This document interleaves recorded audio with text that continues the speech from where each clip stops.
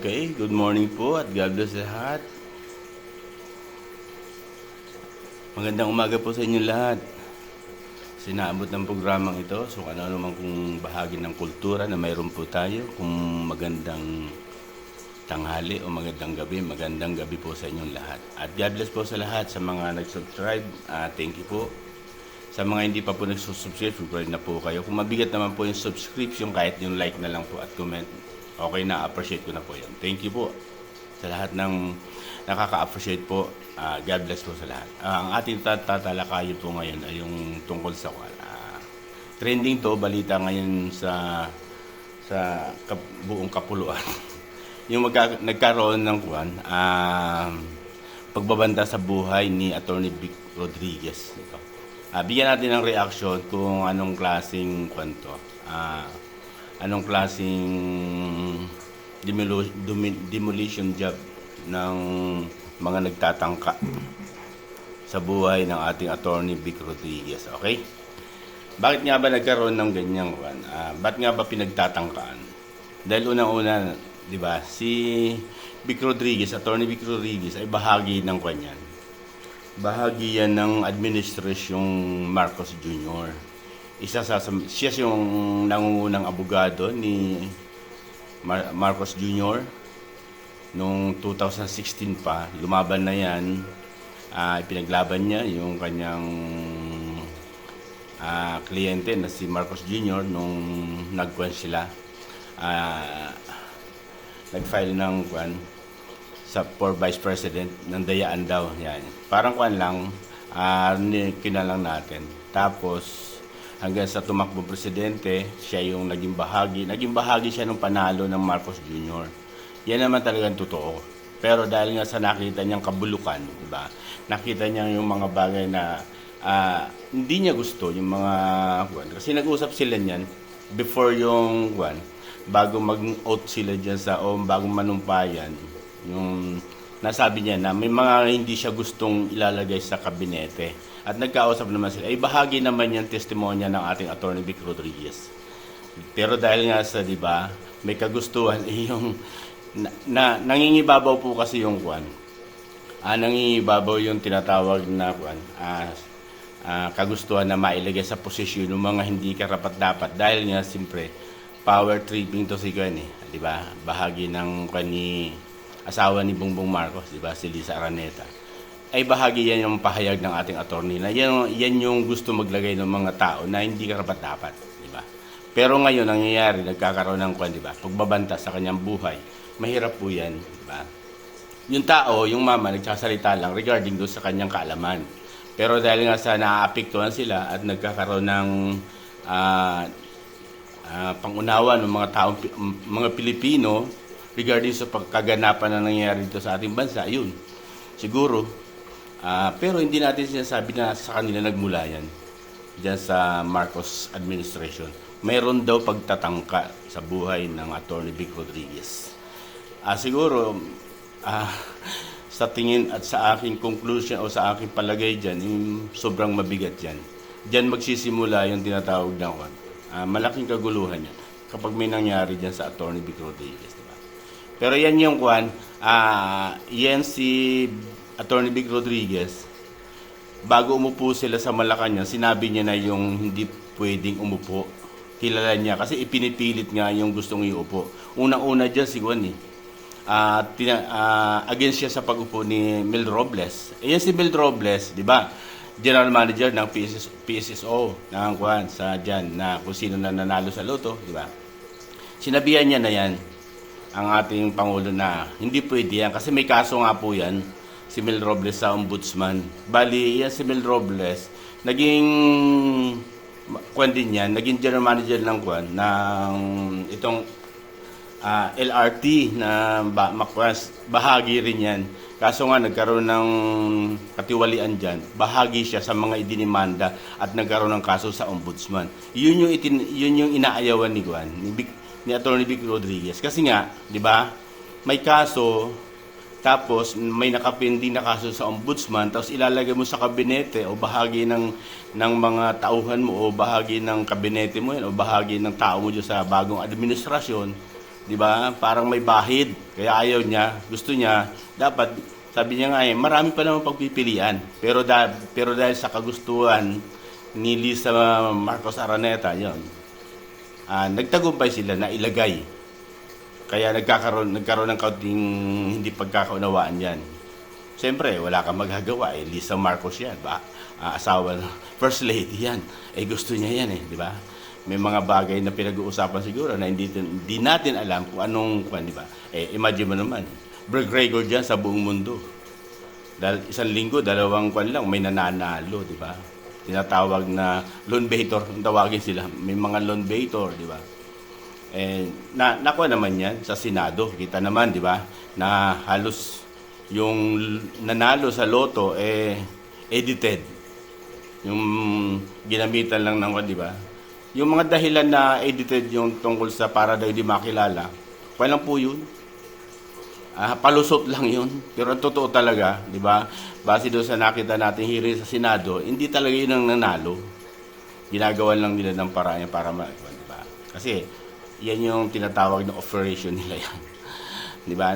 Nabunyag na sa Senado yan, na talagang ginagawan lang nila ng paraan at kung sino-sino lang talaga o base lang kung sino ang nakadikit sa kanila, yung mga mananalo, di ba? Yan si Mel Robles, isa sa mga inaayawan ni Attorney Vic Rodriguez. Tapos pangalawa, yung si Juan, di ba si Michael Ma? Chinoy yan, di ba? Chinoy, di ba? Base doon sa investigasyon naman ng Congress, smuggler po yan. Smuggler doon sa investigasyon sa Congress na inilabas doon, inimbestigahan yan, di ba?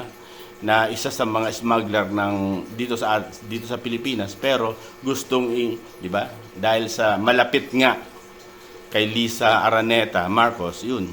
At mayroon namang video po yan na base doon sa nakunan doon sa ginawang siya ambassador, envoy ng Philippine to China ng administrasyon na to. Pero tingnan niyo mga kapatid, kasi nilabas yung video yan sa kay Palangga, di ba? Kay Maharlika, nilabas yan. Pero kung hindi na ilabas yung video, hindi malalaman ng mga tao na ina-point yan ng Marcos administration na yan, si Michael Ma. Tapos, yung investigasyon sa yung investigasyon sa Congress tungkol dun sa kanyang kinasasangkutan na smuggling, after noon, kasi ganyan siyempre, pinsang buo niya ni Marcos. Di ba? Si Tambalos-los, di ba? After nung na yun, biglang naglaho na. Nawala na yung investigasyon.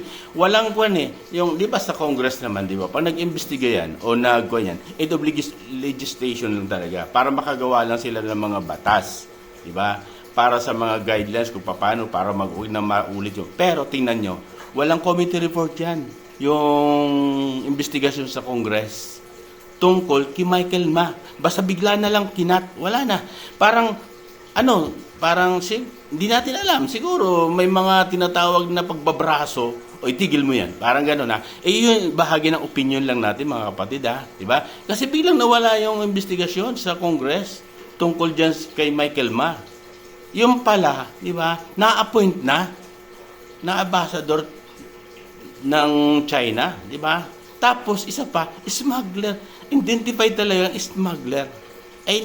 Hindi natin masasabi na kung talagang, kasi nga, nakakuha siya iniimbestigahan na siya. Pero ba't tinigil yung investigasyon? Di ba? Yun yung isa sa pangalawa, yun ang ayaw ni Vic Rodriguez na ma-appoint sa mga ganyang posisyon. Kasi nga, may mga may mga bahid, di ba? May mga bahid na katiwalian. At isa pa, smuggler. Yung una, si Robles, may kaso sa ombudsman. Si Michael Ma, allegedly ininala ang smuggler, di ba? Di ba? Iyon, siguro ito yung mga bagay na naibunyag, di ba, ni Attorney Vic Rodriguez, kaya nagkakaroon siya ng tinatawag na para pagbantaan ang buhay niya. Tapos, isa pa, dating Marcos supporter siya ng matagal, lumipat na sa Duterte camp, di ba?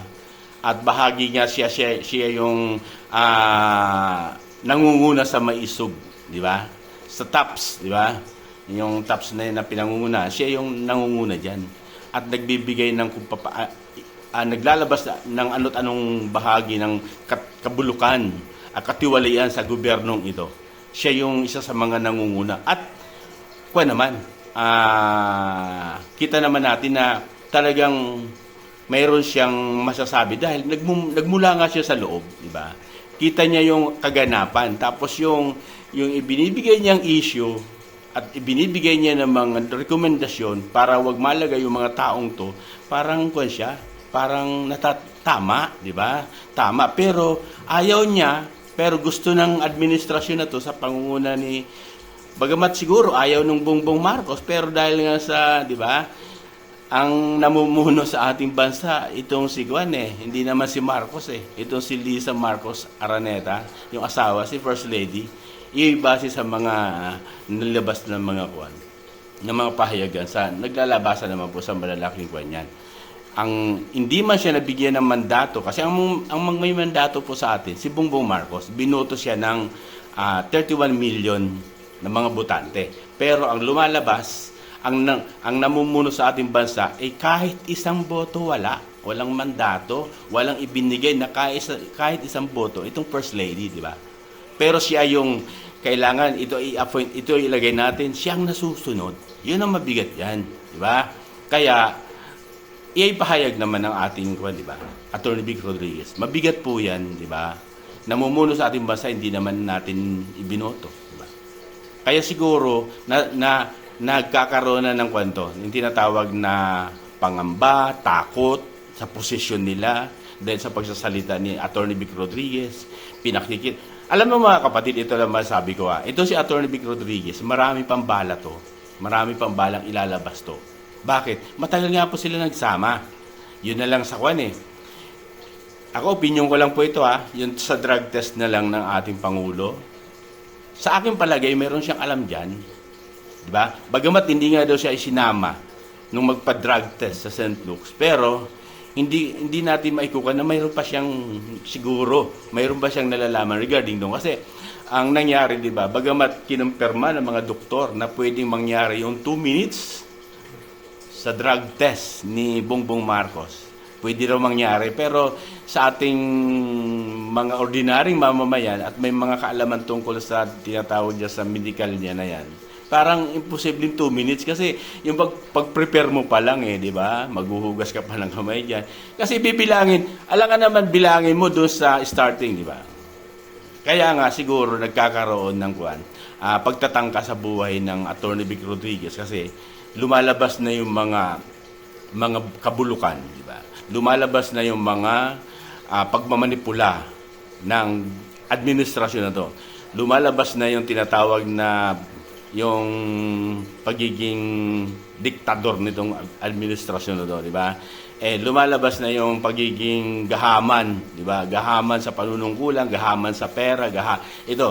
Kasi ganyan ni Lisa Marcos Araneta, di ba? Lumalabas na, lalo dyan sa Tambaluslos, di ba?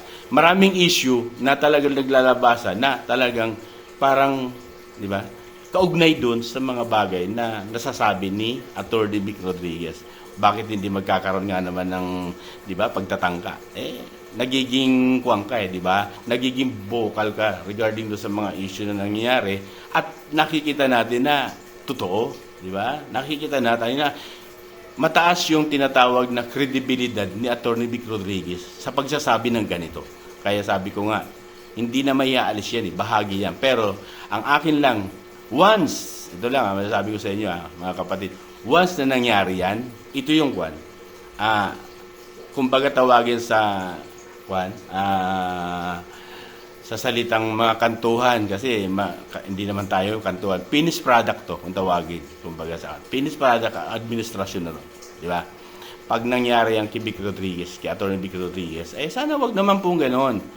Kung alam bahagi ng tinatawag ng para maprotektahan ang panunungkulan, gagawa ng hindi naaayon sa batas, sana mag-isip-isip po kayo. Diba? Buhay at buhay ang mawawala. May mga anak po yan, di ba? May asawa yan, may mga mahal sa buhay yan. Kung siya man ay nagiging bahagi ng tinik sa inyong mga lalamunan, sana maging maayos naman po. Huwag naman po yung buhay ang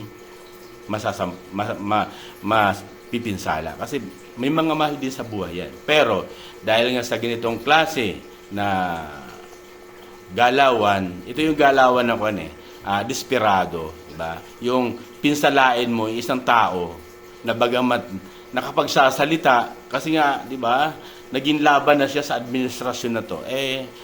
Wag natin kalimutan na hindi po tayo ang may-ari ng ating buhay. Ang may-ari ng buhay natin ay ang Ama, ang Diyos. Kapag ginawa niyo po yan, maraming dalawang klase, nagkasala ka sa taas at diba? Pero sa bahagi ng mga tinatawag na sindikato, sa bahagi ng mga tao na kriminal, hindi naman nila maiisip yan. Kasi nga unang-una, kung totoo po ito, siyempre, binayaran lang naman yun. Pero sino ang nag-utos, di ba? Ganun lang, nagtatanong po tayo, di ba? Kaya, sa panig ni Atty. Vic Rodriguez, sana po, ingat po kayo. Ingat po kayo sa mga ginagawa nyo. Maging mapagmatsyag sa mga tao na lalapit. Kasi kung to si Atty. Vic Rodriguez, kahit lapitan mo to ng diretsahan, sasalubungin ka, gagano'n. Kaya sabi ko, ingat, di ba? Sana naman walang mangyari sa ating Atty. Vic Rodriguez kasi napakahusay naman na tao, di ba? Napakagaling naman, straight siya. Kung tawagin natin, straight na tao siya. Maraming natutulungan. Kaya sana, wag naman sanang maging bahagi na para magkaroon ng pinsala yung tao. Kung kayo gusto nyong manatili sa posisyon at mapinsala nyo yung tao na nagsasabi lang ng totoo at nagtatrabaho ng maayos, wag naman ganon. Okay mga kapatid, salamat po at sana po nabigyan natin ng kaunting reaction at opinion yung mga bagay na to at iyo'y bahagi lang ng opinion ko po. Ito'y nagre-represent lang po sa aking opinion at hindi po ito nagre-represent sa opinion ng iba. Okay? Salamat at God bless po sa lahat. Basta lagi ko sinasabi po, pag mali, mali. Pag tama, doon tayo magsama-sama. Thank you. Ingat po tayo lagi.